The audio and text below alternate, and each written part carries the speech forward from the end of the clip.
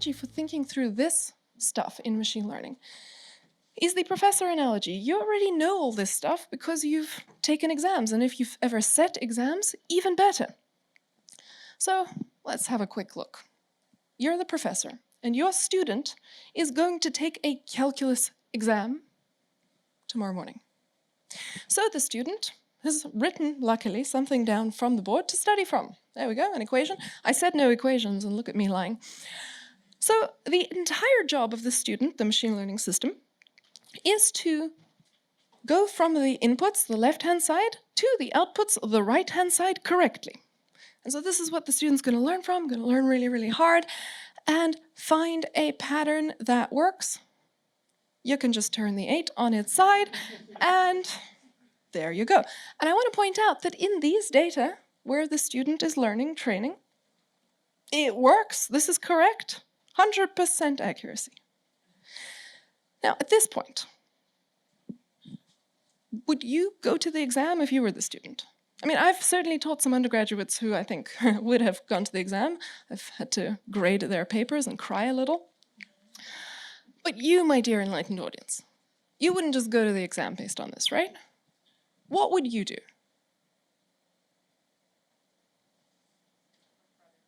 What do I hear? Try another one, exactly. But there's an important difference between you and my student. My student also tries another one. They try it on the exam, where it matters.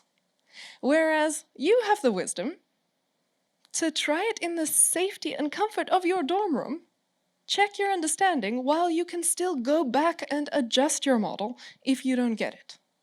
So what you are doing and they're not doing is validation. That is what validation in machine learning is all about.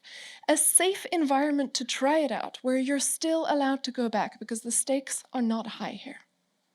A soft interim test. So let's try another one. Apply our model.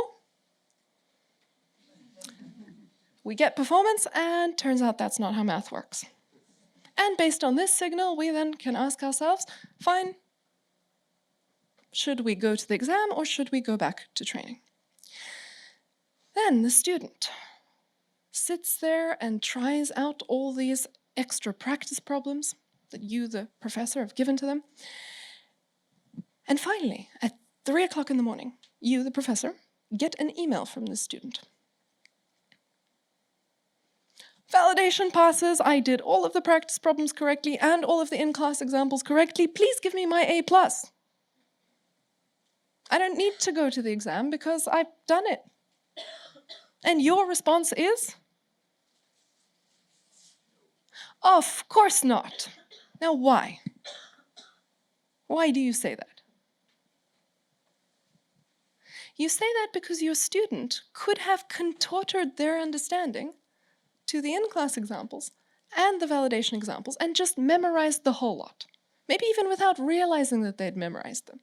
Just formed some recipe, some model that fits what they've studied. It doesn't generalize to anything else because it's just some crazy mishmash of the peculiarities of those examples that they worked with. And you don't know if that's what they did because you know they were allowed to retry both the in-class problems and the practice problems many times as they want. You don't know what kind of mad logic is going to come out of that. Memorization is possible there. And so you, as a wise professor, are going to say, absolutely not. I'm so glad for you, student, that you feel like you've gotten yourself to a state where you're confident, that things look good for you. But to really make sure that I don't release any really bad students out onto the world, you should come to the exam and we'll check that you know it. Now, professors, by thinking through this exam stuff, you already know the requirements for the final exam questions. What has to be true about them? The most important thing. What's that? The student is not allowed to have seen them before. Because if the student has seen them before and knows the answer to them, the student could be memorizing. And your entire goal as a professor in this machine learning space is to make it so that your system cannot win by memorization. It cannot just do the look up the old answers insofar as I remember them and submit that as my new answer. And the only way you catch memorization is if you give truly new stuff for the testing. And that's why we have that separate test phase.